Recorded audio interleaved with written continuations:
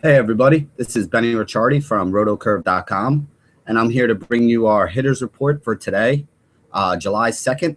It's a Thursday. We have a 7-game slate. We're going to be talking about the late slate today for daily fantasy purposes. There is one game that's starting at 6:35 tonight. I'm not sure if it's included. I know it's not included on the DraftKings slate. I'm not sure if it's going to be included on any of the other sites that you're playing on, but just realize there is one game that starts a little bit early tonight. That might be included in your late slate. So lock might be a little bit earlier depending on what site you're playing on. The first game I want to get into, let's talk about Chris Russin from Colorado. He's going up against Arizona today. He's basically been hit around by guys from both sides of the plate. He has a .311 batting average this year to left-handed bats and a .306 batting average to right-handed bats. Over the last 2 seasons in limited action, he's been much worse to right-handed bats. He is a left-handed pitcher, so you would assume righties are the way you want to attack him. On Arizona, there's a couple guys you want to look at today. The first guy is Paul Goldschmidt. Goldie's hitting .375 with 5 home runs and 64 at-bats so far this year against left-handed pitching. So he's definitely the top option today to go after Russin. The game is in Arizona, so it's a good hitter's ballpark, and expect to see some runs being scored here. Other guys you can look at are A.J. Pollock. Pollock is also hitting .343 against left-handed pitching so far this year. He's usually up on the top of the order. Lately, he's been batting in either the 2-hole or leading off for them. He's been getting on base. Like I said, .343 batting average. So if he gets on base a couple times, there's a good chance that he's going to get driven in by some of the guys behind him. The third guy that I think you should look at is Nick Ahmed. He's the shortstop for Arizona. He has been hitting up towards the top of the order lately and has a .346 batting average against left-handed pitching.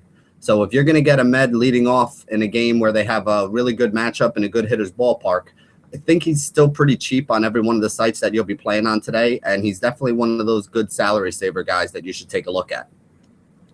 Third baseman Yomani Tomas is also somebody who's in play. He has a .300 batting average against left-handed pitching as well. So you could basically stack up the whole top of that Arizona order with guys like Ahmed, Pollock, Goldie, and Tomas. And based on the Vegas lines, you should be able to see some runs and get some big fantasy scores out of that game. The next guy I want to talk about is the pitcher Boyd going up for Toronto.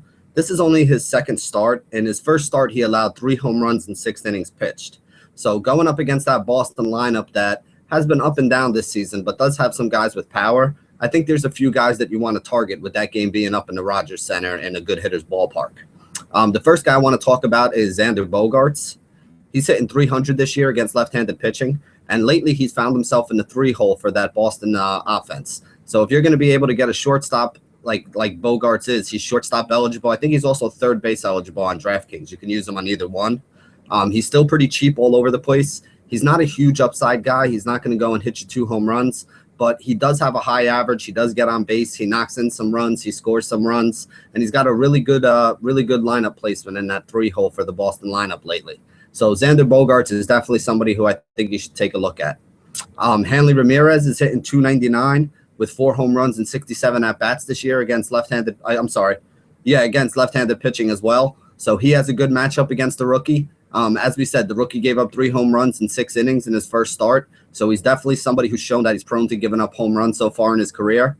Hanley Ramirez hits the ball harder than almost anybody else in baseball. So he's definitely somebody that can get a hold of one. Again, good hitter's ballpark. Hanley with a good matchup. He's definitely somebody else I think you can look at. On DraftKings, he's shortstop and outfield eligible. So you could even use him in the shortstop spot. Although on a day like today with a guy like Bogaerts who's also in a good spot, I think it's good to, pair those guys up and put them together. Use Bogaerts as your shortstop, put Hanley in the outfield, and I think it gives you a lot of upside today. The other guy I want to mention is Dustin Pedroia. Pedroia's got a .286 batting average with 3 home runs and 63 at-bats against left-handed pitching. So he's another guy who I think could be in play against Boyd today. Moving on from there, we have Kevin Gausman from Baltimore. He's going up against Texas today. He's given up a .360 batting average to left-handed bats. And over the course of the last 3 years, left-handers have a higher batting average and more home runs against them. So you really want to look at the left-handed bats if you're going to attack them.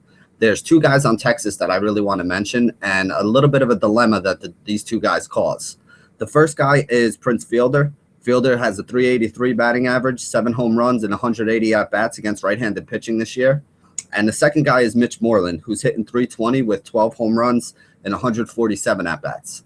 Now, Moreland has a couple multi-homered games in the past week. He's been absolutely on fire. He's seeing the ball well. He's hitting the ball great, especially when they go up against right-handed pitching. Now, the problem and the dilemma that I said this causes for you is on some sites, you're only allowed to use Moreland and Fielder at the first base spot. So you really have to decide and choose which one you want. Moreland's a little cheaper, and lately he's the one that's had more upside. So I think he's going to be the guy that more people are going to gravitate towards. Fielder's a little more expensive. He's up there in the range where there are some other guys like a Goldie who you might want to look at instead. So I think that Moreland is probably going to be the more popular one, but I don't like them. I don't hate the matchup for either. I mean, both guys are in a really good spot here today. So if you're rolling out either one, if you're playing on a site like Aces where you can get them both in there, or any of the sites, I think on DraftKings, Moreland's listed as an outfielder as well. So you can use Fielder at first and Moreland in the outfield. I definitely think this is a day where you want to try to do something like that because both of these guys are in a good spot and should have a good upside game today. The next guy I want to talk about is Jeremy Hellickson. Hellickson's going up against the Colorado Rockies today. He's allowed a .329 batting average to left-handed bats so far this year, but he's been giving up home runs to both sides of the plate. He's already allowed 13 home runs in 83 innings, and if you look back at his past couple years, home runs has been a little bit of an issue for him in his career.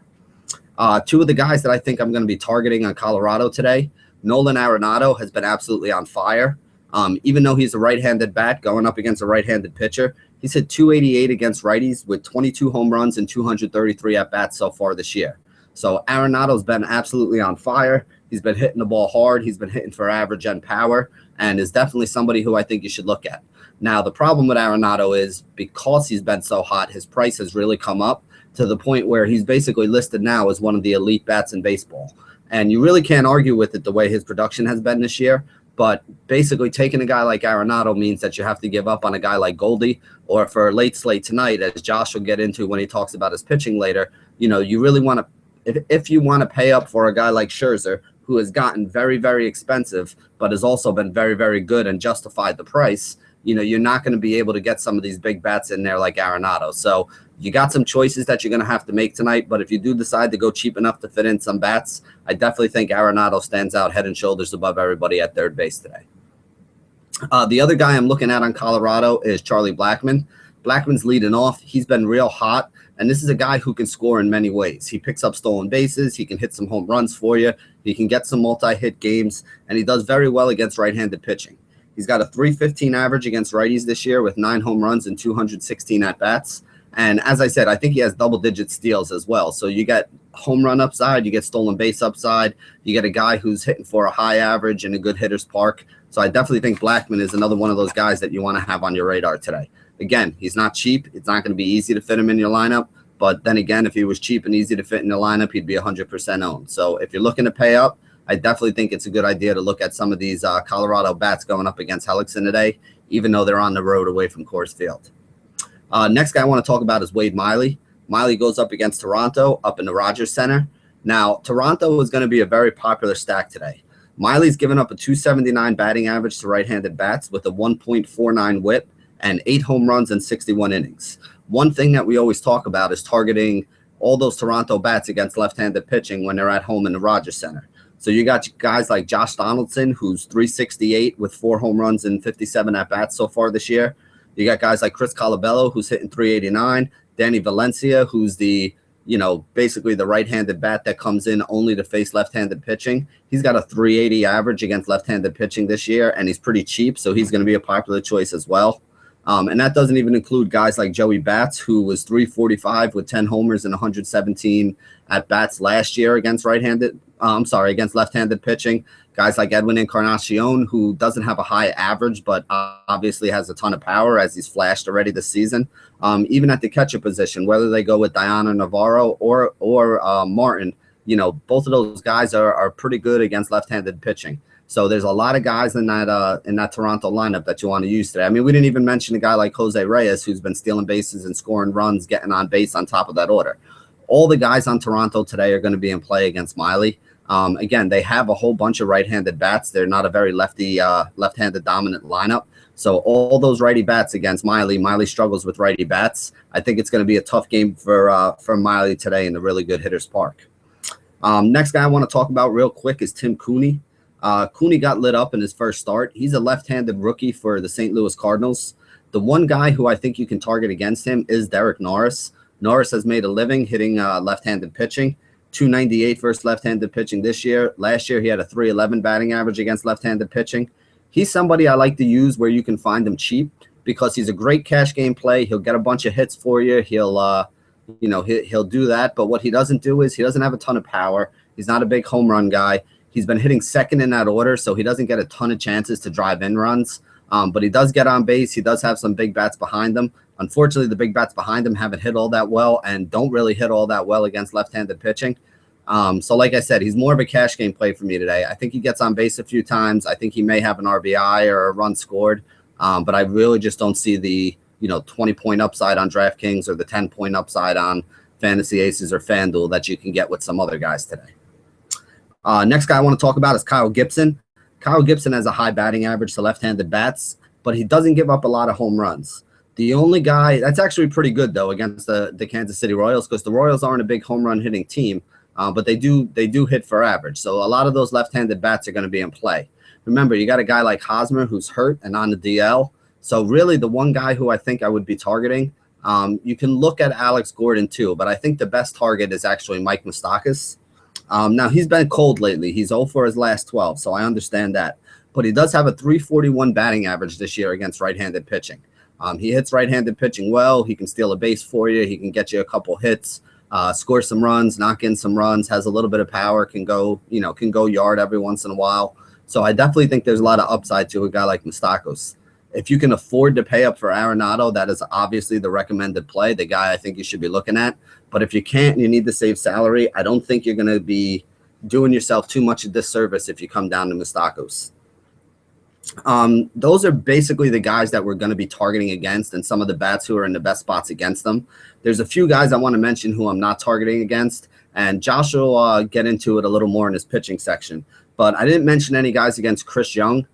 Chris Young of the Royals has actually been pretty solid lately, and Minnesota struggles against right-handed bats. So I'm kind of looking away from the Minnesota bats so far today.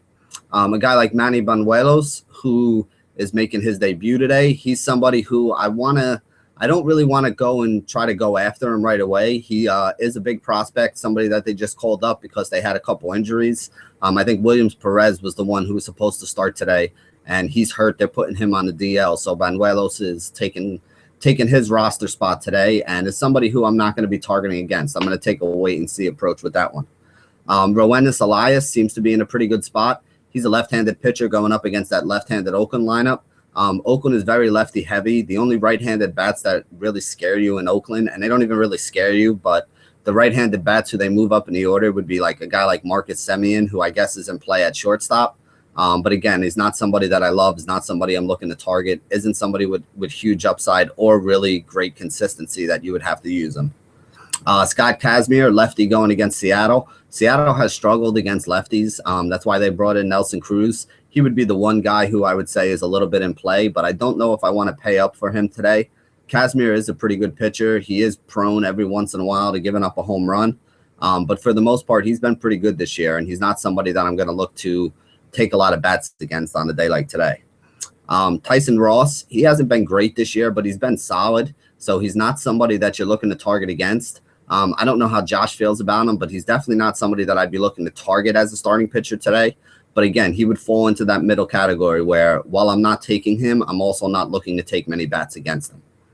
And the last guy is Max Scherzer. Obviously, I mean, this guy's been one of the best pitchers in all of baseball. If you want to stack bats against him to be contrarian for a tournament, sure, I guess that's a strategy you can go with. But he's been so good lately, I wouldn't even go and do that. I'm just going to use him where I can fit him in and hope that he doesn't have a huge game where I can't fit him in and see where the cards lay from there. That's going to be the big question you really got to ask yourself tonight. Scherzer is clearly far and away the best pitcher on the board. But if you pay up for him, then you're looking at some of the guys like, Valencia, Colabello, Derek Norris, some of the cheaper guys. If you really want to get the guys like a Goldie or Arenado into your lineup, a Joey Batista, you're not going to be able to pay for Scherzer and still be able to fit that in. So the real question tonight is whether or not you're going to pay for Scherzer. And once you figure that out, then you'll be able to know which direction you can go in with your bats. If you go cheap and you have a lot of big bats, it's going to be contrarian to what most other people are doing. But if you do fade Scherzer and he throws one of those 50, 60-point games, as he's done in 2 of his last 3, whatever roster you had, I don't think your bats are going to be able to do enough to make it up. So that's the big question of the day. Good luck answering it, everybody. This has been another episode of our quick hits over here at RotoCurve. And as always, stay classy, DFS.